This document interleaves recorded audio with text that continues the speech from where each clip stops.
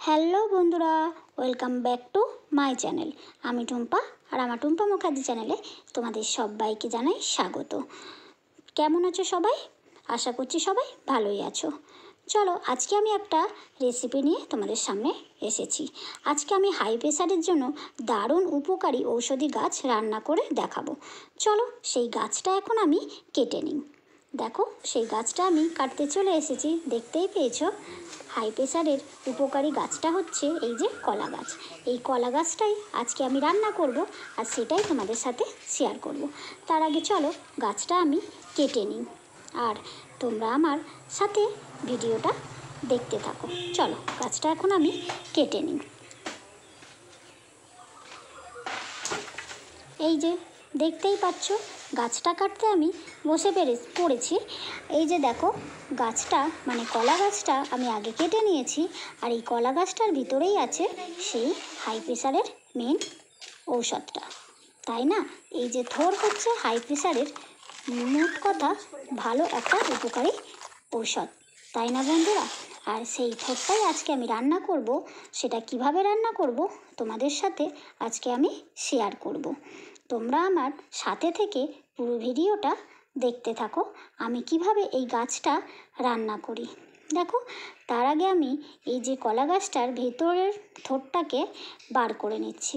আমরা এটাকে থোর বলেই থাকি, আর আমি দেখো এভাবেই থোরটাকে এখন বার করে নিচ্ছি গাছটার ভেতর দিয়ে। তাহলে এই গাছটা খুবই উপকারী, কারণ এই গাছটা আমাদের তো বাগান আছে, আর এই গাছটা আমার শ্বশুরমশাইকে আমি খাওয়াতাম। মানে গাছটার থেকে যে রস বার হতো, সেই গাছের রসটাই আমি আমার শ্বশুরমশাইকে খাওয়াতাম। মানে থোর, এই যে গাছটা আমি ছাড়াচ্ছি, এই গাছটার ভিতরে যে থোরটা আছে সেটাকে আমি একদম ঝিরিঝিরি করে কেটে নিতাম। কেটে তার মধ্যে থেকে যে রসটা বার হতো, সেই রসটা আমি আমার শ্বশুরমশাইকে খাওয়াতাম। কারণ আমার শ্বশুরমশাই ছিল প্রেশারের রোগী, সেই কারণে। তাই তোমাদের ঘরেও যদি এরকম কেউ প্রেশারের রোগী থাকে, তার জন্য এরকম করতে পারো। এই যে দেখো, আমার থোরটা ছাড়ানো কমপ্লিট। আর এখন দেখো, আমি এখানে থোরটা কাটতেও বসে গেছি। চলো, আমি কিভাবে কাটছি সেটাই তোমাদের সাথে একটু শেয়ার করে নিচ্ছি। এই যে দেখো, থোরটা আমি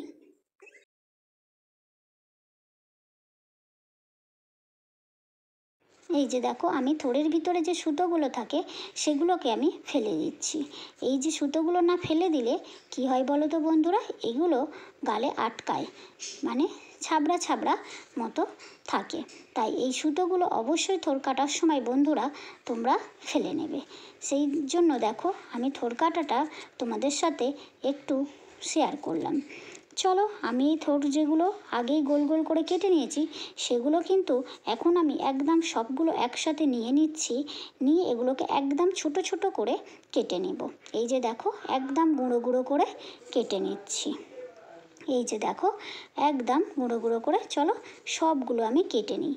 আবারও দেখো, ওরকমভাবেই সেম পদ্ধতিতে সমস্ত থোরগুলো আমি কেটে নিচ্ছি। এই যে দেখো, সমস্ত সুতোগুলো মানে থোরের ভিতরে যে সুতোগুলো থাকে সেগুলোকে আমি বার করে ফেলে দিচ্ছি।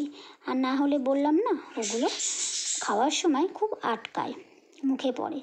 এই যে দেখো, আমার থোরগুলো একদম ছোট ছোট করে কুচানো হয়ে গিয়েছে। দেখতেই পেয়েছো আমি এত পরিমাণে ছোট ছোট করতে পেরেছি। তোমরা চাইলে এর থেকে আরও ছোট ছোট করতে পারো। এখন দেখো, এর মধ্যে আমি দিয়ে দেব নুন। এই যে দেখো, আমি দিয়ে দিলাম নুন। এই নুনটা দিয়ে ভালো করে আমি থোরটাকে এখন চটকাবো। চটকিয়ে থোরের মধ্যে যে জলগুলো থাকে সেগুলোকে বার করে ফেলে দেব। আর হ্যাঁ, এটাই, এই যে থোরের মধ্যে যে জলটা থাকে, এটা যদি তোমাদের বাড়িতে কোনো প্রেশারের রোগী থাকে, তাকে অবশ্যই ওই জলটা কিন্তু খাওয়াবে।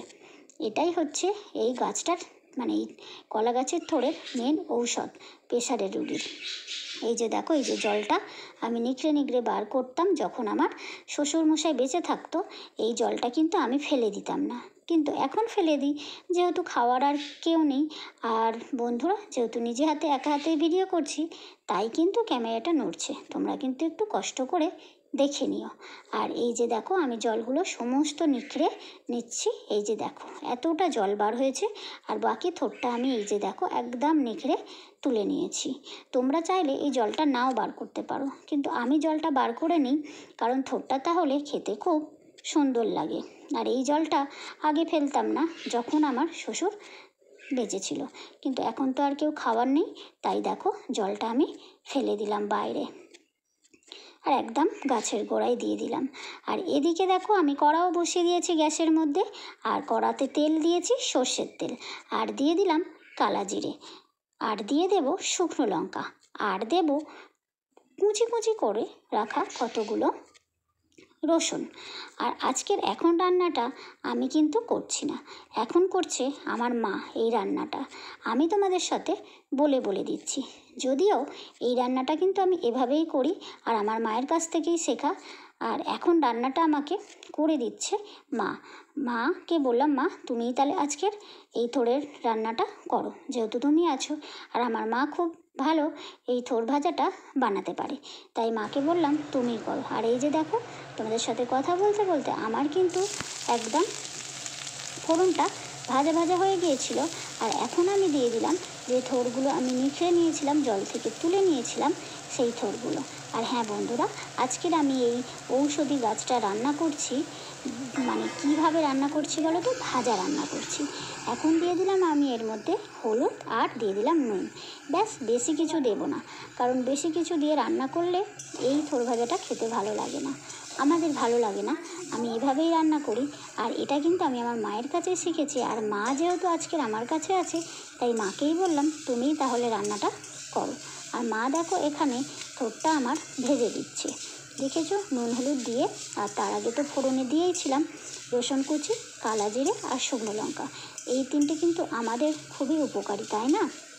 সেই তিনটে মশলা দিয়েই ফোড়নটা আমি মানে মা ভেজে নিয়েছে। আর এখন দেখো থোড়টা একটু ভালো করে নাড়িয়ে এবার কিন্তু এটাকে চাপা দিয়ে কিছুক্ষণের জন্য রেখে দেব। চলো এখন এটাকে আমি মানে মা কিছুক্ষণের জন্য এটা চাপা দিয়ে রেখে দিই। তারপর কিছুক্ষণ পর আমি আবার তোমাদের দেখাচ্ছি যে থোড় ভাজাটা কেমন হয়েছে। দেখো চাপা দিয়ে রেখে দিয়েছি, আবারও চলে এলাম কিছুক্ষণ পর তোমাদের দেখাতে যে থোড় ভাজাটা আমার কত দূর কমপ্লিট হয়েছে। আর তোমরা কে কে এই থোড় ভাজা খেতে ভালোবাসো, বা কে কে আমার মতো এভাবে থোড় ভাজাটা বানাও, আমাকে কিন্তু অবশ্যই কমেন্ট করো। আর একটা বন্ধুরা, যখন আমার শাশুড়ি মা শ্বশুরমশাই ছিল, তখন কিন্তু আমাদের এই বাড়িতে মানে আমার শ্বশুর বাড়িতে থোড়টা কিন্তু ভাজা কখনোই হতো না। ওই যে বললাম, আমার শ্বশুরমশাই থোড়টা খাওয়াতাম একদম জল শুদ্ধ থোড়, মানে ডাল দিয়ে থোড়টাকে করা হতো। তার জল নিখড়ে নিলেও সেটা শ্বশুরমশাইকে জলটা খাওয়ানো হতো, আর বেশিরভাগ সময় নিখড়ানো হতো না। ওই গোটা গোটা থোড়ই আমার শাশুড়ি মা বড় বড় করে কাটতো, মানে গোল গোল চাকার মতো করে, বা যেরকমভাবে আমি ছোট ছোট করে কেটেছি, তার মধ্যে কিন্তু নুন দিত না, এমনি কেটে নিয়ে ডাল দিয়ে রান্না করতে বলতো আমাকে, থোড় ডাল রান্না।